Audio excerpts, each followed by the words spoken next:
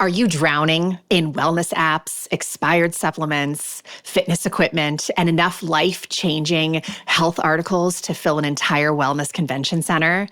If that's you, you are so not alone. In this episode, we are tackling the elephant, or should I say the dusty treadmill, in the room, which is health clutter. It is time to Marie Kondo your wellness journey. Welcome to the Grace and Grit podcast, made for women who want their healthiest years to be ahead of them, not behind them. Join your host, Courtney Townley, right now as she breaks down the fairy tale health story you have been chasing all of your life into sensible action steps and lasting change.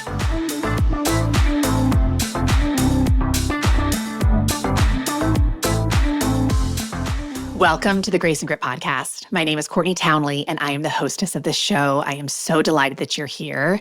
If you are not familiar with the name Marie Kondo, she's a Japanese organizing consultant and author who gained worldwide fame for her KonMari method of tidying up.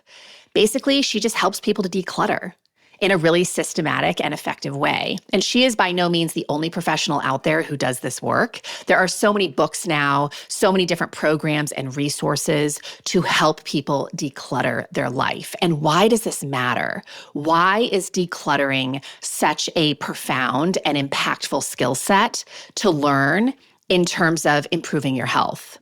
Well, according to a 2023 study published by the Journal of Environmental Psychology, people with cluttered living spaces had a 40% higher cortisol level throughout the day compared to those with more organized environments. And this physiological impact extends beyond just physical clutter.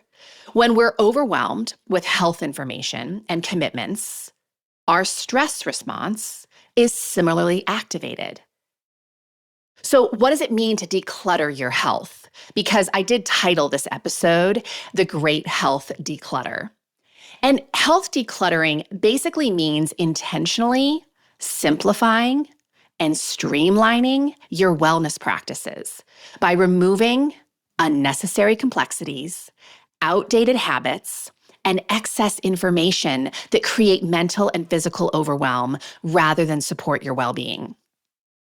And this is especially important for midlife women. Why? Well, we are going through hormonal changes at midlife, perimenopause, and menopause that can create physical and mental and emotional fluctuations, right? Hormones affect everything about us. And it makes it essential to have clear, manageable health practices rather than overwhelming protocols. I say this all the time on this show, but I do not know a midlife woman who needs more stress in her life. We also at midlife tend to have a lot of time constraints, right? From multiple life roles. We are in the throes of our careers. We might have family or friends that we're helping to care for. And this basically means that we have less time for self-care. And so if we're overcomplicating and really pursuing incredibly difficult protocols, that takes a lot of time, and ultimately that's going to be a problem for consistency. There's also a lot of increased marketing targeted at midlife women that can lead to information overload and the pressure to fix everything at once. I see this so much right now. It's great that we're having these conversations about menopause and educating women about what is actually happening and all of the resources that are available for them to lessen their suffering through that transition. But oh my word, is there so much information coming at women now? Some of it useful and a lot of it not. And so we have to discern between what is actually helpful to our journey and what isn't.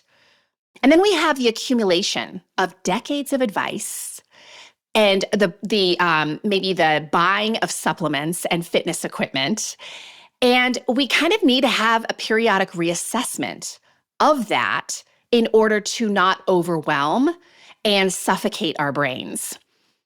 And mental bandwidth is also pretty challenged at midlife. I know for me, I definitely am experiencing some brain fog and some trouble focusing in ways that I have previously not experienced.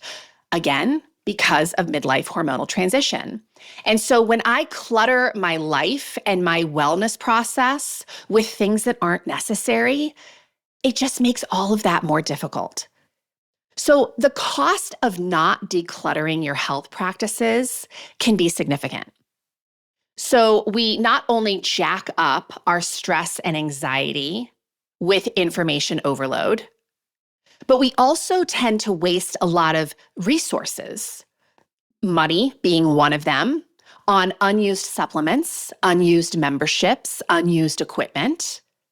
We experience a lot of decision fatigue from having too many health choices and options.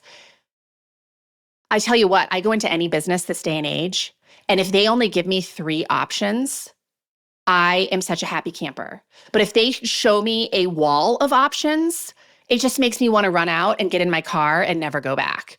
Case in point, I went to have my nails painted the other day, and I just told her, because most nail tech salons have 1,000 different nail colors that you can choose from. And so I told the woman who was my provider, like, please just choose 3, like, bright pink colors. And she did. And I loved what came of that. But it helped me to reduce the overwhelm in that moment. Also, we have reduced effectiveness of health efforts when we have a really scattered focus. And I see this so much in the work that I do with my clients, where they are trying to piecemeal together 40, 50, 60 years of different health protocols, and they're not getting anywhere because they're not actually showing up for any one thing with any degree of consistency. And when we're scattered and unfocused and overwhelmed, we have a whole lot less time and energy for the practices that truly make a difference. So how do we take stock of the things that are cluttering our own health journey? In other words, how do we take stock of your health clutter? Well, here are a couple things that you might want to consider. What information is creating clutter for you?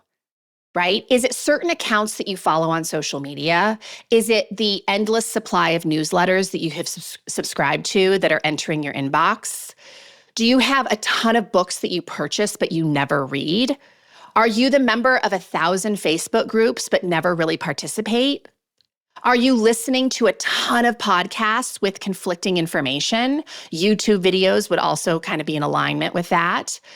Are you saving a bunch of things to read later, but you never circle back to? So information overload is a very real form of clutter, right? It can definitely overwhelm our brains, and it doesn't really serve the purpose of helping us to get traction with our health and well-being. So I always think of information kind of like a hoarder, like someone who hoards things in their home. They hoard objects. But we can do the same thing with information. We just consume and consume and consume, but we're not actually doing anything with that information. So I've heard this phrase many times over, but infobesity is a very real challenge of our time. We're hurting our own chemistry with overconsumption of information. Another type of health clutter that you might be very familiar with is really having multiple conflicting diets and eating plans that you're trying to partake in. I see this a lot. I see women who will tell me in one conversation, well, I don't think I should eat carbs. I definitely think I should be fasting for like 16 hours a day. I want to be eating mostly carnivore. Like, oh my gosh, the amount of diet dogma that they are trying to process in their brain overwhelms me, and I'm not even the person who's doing it. So I definitely see, I call these room bouncers, people who are constantly bouncing from strategy to strategy to strategy. And at some point, usually around midlife, it's like they're trying to piecemeal all the things that they've learned over their entire lifetime to try to create progress. So they end up going really wide with their approach, but never deep. And that really doesn't get them anywhere. Another type of health clutter is unused gym memberships and fitness equipment, right? The number of dusty treadmills and, weights and gadgets and gizmos that are just collecting dust in your house. If you have not used these things in years, it is probably time to release them. Another example of something that you may be able to relate to in terms of health clutter is supplements and vitamins, right? I am guilty of this for sure. Like a lot of times throughout the year, I will have to clean out my supplement cabinet because things get so outdated, right? They're not even good anymore. Or there are supplements that I don't even know why I have them. I don't even know what they're for.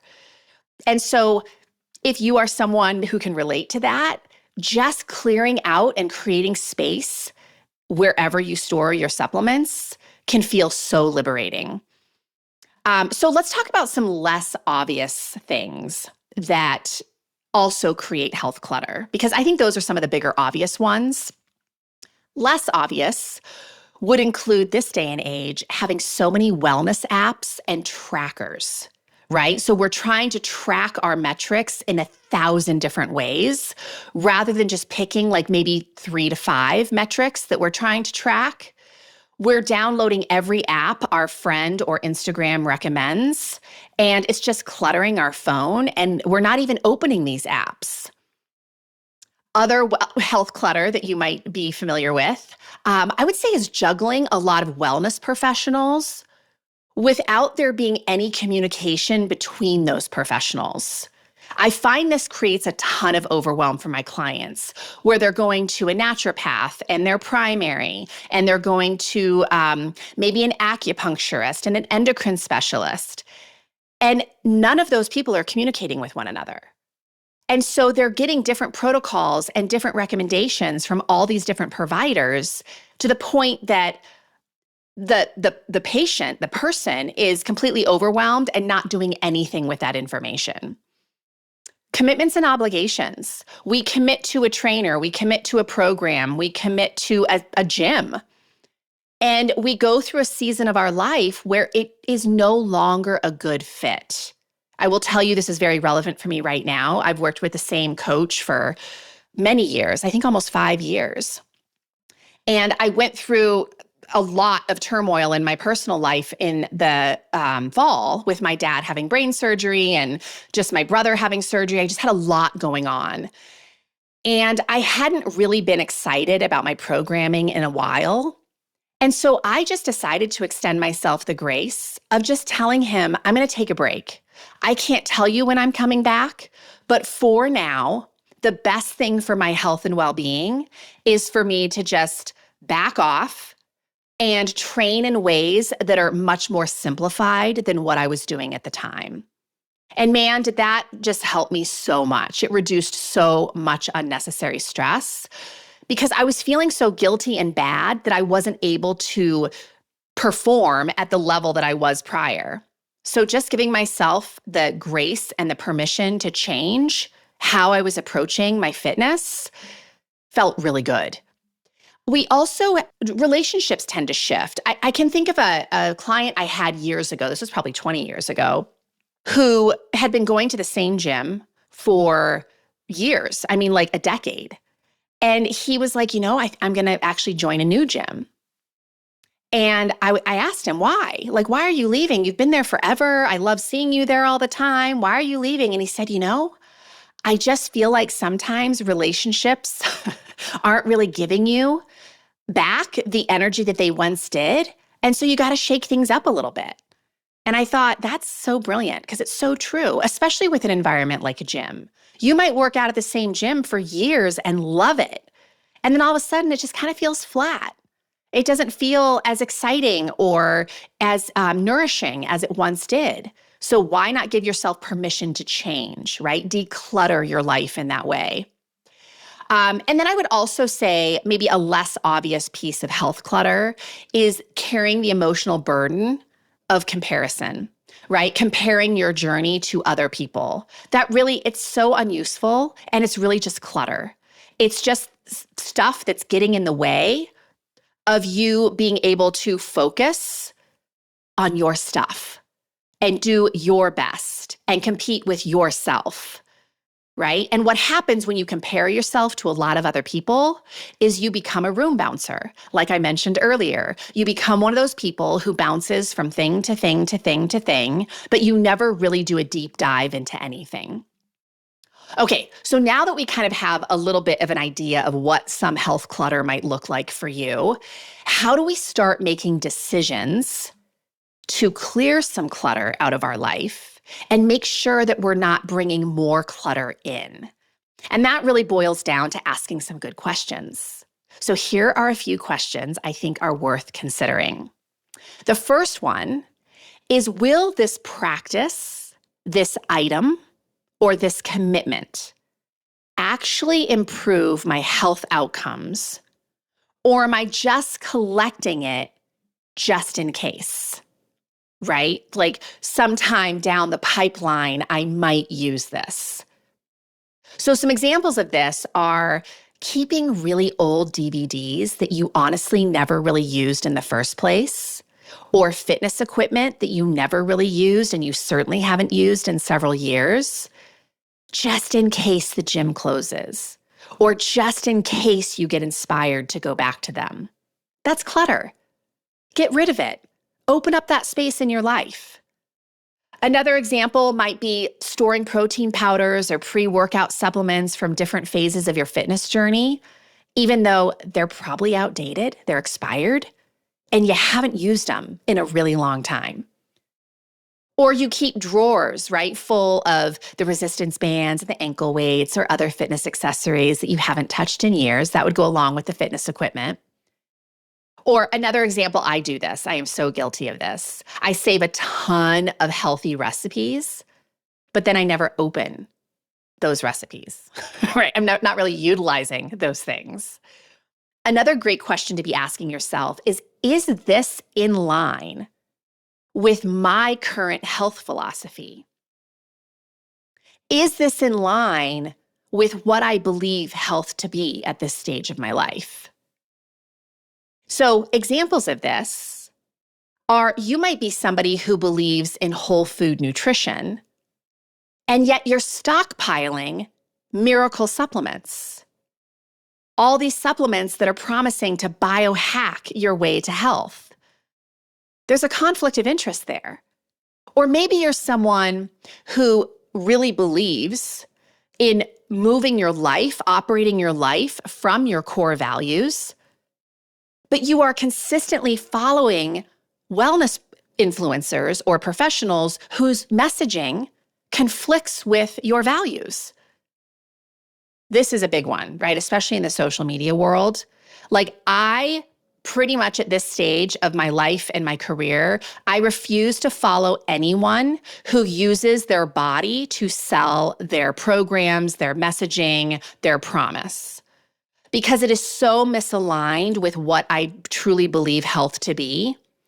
And I have so much evidence of women that I've worked with over the years, and also being one of these women myself for many years, who looked physically great from the outside, but was a disaster on the inside. So I just don't follow people who use their body image to sell product or programs. Another example might be, and this is a big one, I see a lot of clients do this. They believe in dressing their current body with respect.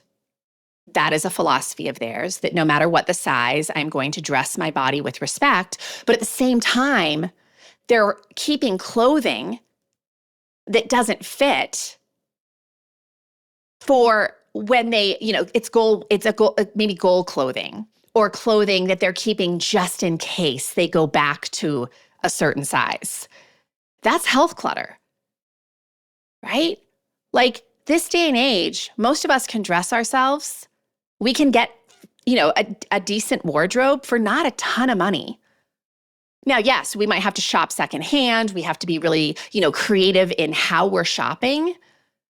But the amount of closets in the world that are filled with clothing that will never be worn again is outrageous. One more question I want to give you that might help you to declutter your health world a little bit is if I had to start my health journey from scratch today, would I choose to include this? So I had a juicer, a really expensive juicer, because I went through a phase where I was juice fasting a lot. I mean, I think I did it for almost 18 months on and off. I worked temporarily for a juice fasting facility. Like I was all in on juice fasting. But at this stage of my life, would probably never juice fast again. It's just not something, looking back, that I really enjoyed. Now that I know as much as I do about health and well-being, it's not something that I really think is probably the best thing for health. I'm not saying it might not be the best thing for you, but it's just not the best thing for me. So I got rid of my health juicer. I sold it last year for not a lot of money because I just wanted it out of my kitchen. It took up a tremendous amount of space. Or maybe there's like a meditation app on your phone that you subscribe to. You're paying money for, but you never use it because you find that for you, just taking moments of the day to do some simple breath work really works for you. Awesome. So ditch the meditation app. Or this is one that a lot of people will be able to relate to. Maybe in the past, you have dedicated yourself to some really complicated meal prep systems, but it doesn't fit your lifestyle anymore, and it doesn't fit the way you want to live your life.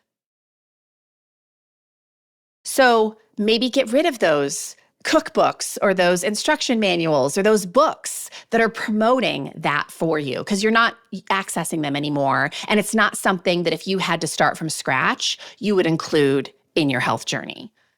Or maybe there's an exercise program that you've done in the past. I've done a lot of these where temporarily it was amazing and I really enjoyed it. And I can't imagine myself going back to that kind of training at this point in my life. I'll give you a great example of that. This won't come as a surprise for some of you who know me well, but Pilates. I was an instructor trainer for a major company and traveled the world to certify people. And I would be hard pressed to go into a Pilates class at this stage of my life for lots of reasons. Now, please do not hear me saying that I don't think it's a great method for some people and that it doesn't serve a purpose and that it can't be a wonderful thing. It can be. For me, it's not. It's not how I want to spend my time to train my physiology. So for me, that's clutter. Like I'm not going to go sign up for a Pilates membership when there's so many other ways I want to train at this age and stage of my life. So to me, that's health clutter. For you, it might be like the perfect thing. So how do we let go with grace? Once we identify some of these things that are cluttering our life in terms of our health journey, how do we let them go? Well, number one, I would say know your reasons for letting it go, right? Like for me, letting go of the juicer, I knew that it was going to open up counter space, that it was going to bring so much joy into someone else's life, because I know a lot of people who love juicing. And I knew that I wasn't going to be juicing anytime soon, and probably never again with any kind of regularity. So reminding myself of those reasons made it much easier to let go of. I also love the phrase "for now," right? So when I'm letting go of something, like the example I gave you with my trainer that I've been with for 5 years, it's for now. I'm not saying I'm never going back. I don't know. But based on what is happening in my life right now, it's not a great fit for me. And it's creating more stress than it is actually helping me to reduce stress. So therefore, I let it go for now. Acknowledge the value something brought you in the past, right? I think that's a really lovely way to let something go. Oh my gosh, my years in the Pilates world, I would not trade them for anything. The people that I got to spend time with, the places I got to travel to, what it taught me in terms of being a wellness professional, how it helped shape me as a teacher. Oh my gosh, so many amazing gifts. Doesn't mean that I want to be doing it at this stage of my life. I think a part of that too is also sometimes writing down, documenting the lessons learned before letting something go, right? I could probably write a whole book about why I let go of juice fasting. And I'm so grateful for those lessons. I'm so grateful for my experience doing it for so long, right? So I can thank it and I can release it. And also, I think it's really powerful to realize that by letting something go, you are making space for something else. And you are bringing clarity to what is important to you at this stage of your life. And that can make it a lot easier to let go of things as well. So before we close, I just want to give you a couple notes on creating a sustainable path forward with health clutter in terms of keeping your life clear of health clutter. When you get rid of health clutter, equipment, supplements, apps on your phone, you stop following certain social media accounts, whatever that looks like for you, please do not be in a hurry to refill that space. Because I find as humans, we do this a lot. We leave a job because it was so stressful, and then we get so stressed out looking for the next job. And we pick something that's equally as stressful because we didn't breathe into it and we weren't really intentional about our next move. So be okay with space. When you clear your closet of all the clothes that no longer fit, you don't have to rush to fill your closet. Can you get comfortable with the space of not filling it? That is a powerful skill set. When you consider adding something back in, really asking yourself, what purpose is this going to serve? Right? Is this in line with what I currently believe about my own health journey? How I want to be in 5 or 10 years with my health journey? And for me, this just works really well. When I'm considering purchasing or bringing in anything into my life, I usually give myself 24 hours at a minimum. Because it's amazing what just pausing for 24 hours before investing, energy, money, time. A lot of times, if the next day I'm not thinking about it at all, there's my answer. I just don't want to do it. I'm not going to do it. But if I wake up the next day and I'm thinking about it and I'm really getting excited about it, I'm probably going to invest. And how confident are you that this is something you are going to use on the regular for an extended period of time? If you're only going to use it for a week, is it worth it? If you're only going to use it for a month, is it worth it? If this is something you can see yourself using for months, years, decades to come, by all means, what an awesome investment. And the other thing that I want to say is we will make choices around our health that unfortunately do clutter our lives more than they, create a nourishing space. And when we identify that's happening, all we need to do is extend ourselves permission to adjust. I thought this was going to be a good fit for me, and it's really just not. And that's okay. But I can keep trying to force myself into this box, feel guilty that treadmill, I have to walk past it every day when I go wake up my kid or, go down to the laundry room, whatever it is. I can keep playing that game, or I could just let it go. I could release it to somebody who would use it and enjoy it a heck of a lot more than I am. So to wrap this up, I just want to leave you with this. Less is more in almost every dimension of our life. Maybe not financially, right? But when it comes to having less decisions to make, when it comes to having less stuff in our house that we have to maintain, when it comes to having less to think about when it comes to our health and well-being, we actually do better. Because the brain is so easily overwhelmed, and there's just so much opportunity in this day and age to collect stuff, to consume information, and to not really do anything of value with that. So let's stop doing that. I hope this was helpful. I hope it sparked something in you. I would love to leave you with just one question, which is, what is one thing, one piece of health clutter that you are committed to letting go of this week? Just one, right? Every great journey just starts with one decision. And with practice of making more and more decisions around that, we become better practitioners of releasing health clutter without a lot of drama. So considering today, what's one piece of health clutter I am willing to release today?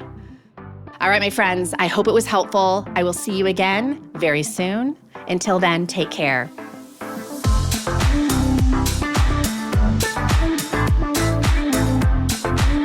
Thank you for listening to the Grace and Grit podcast. It is time to mend the fabric of the female health story. And it starts with you taking radical responsibility for your own self-care. You are worth the effort. And with a little grace and grit, anything is possible.